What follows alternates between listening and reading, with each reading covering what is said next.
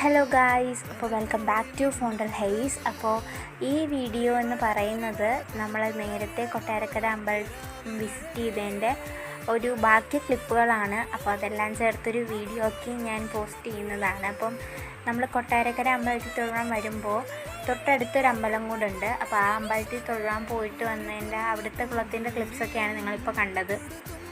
പിന്നെ നമ്മൾ കൊട്ടാരക്കരയിൽ നിന്ന് തിരിച്ചു കൊട്ടാരക്കര അമ്പലത്തിൻ്റെ ഫ്രണ്ടിൽ തിരിച്ച് വന്നിട്ട് അവിടുന്ന് LS ബസ് കിട്ടി. പുനലൂരെന്ന് എഴുതിയേക്കുന്ന കണ്ടു കയറിയതാണ്. ബട്ട് അത് ആയൂർ വഴി പോകുന്നതല്ല, നമ്മുടെ കൊട്ടാരക്കരയിൽ നിന്ന് തന്നെ ഷോർട്ട് കട്ട് കയറി പോകുന്നതായിരുന്നു.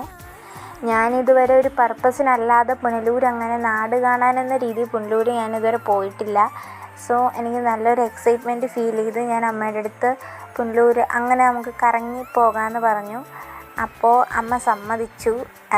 പിന്നെ വീട്ടിൽ ചെന്നിട്ട് പെട്ടെന്ന് വർക്ക്സ് ഒന്നും ചെയ്തു തീർക്കാനില്ലാത്തത് കൊണ്ട് അങ്ങനെ പോകുന്നതാണ് നല്ലതെന്ന് എനിക്കും തോന്നി.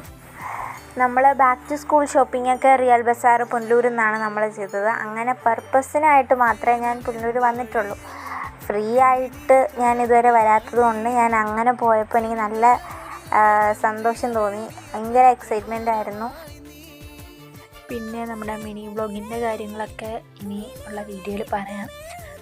ഒരു ചാലഞ്ച് വരുന്നുണ്ട്, കമ്മിങ് ആണ്, 10 days challenge. So maximum support വേണം.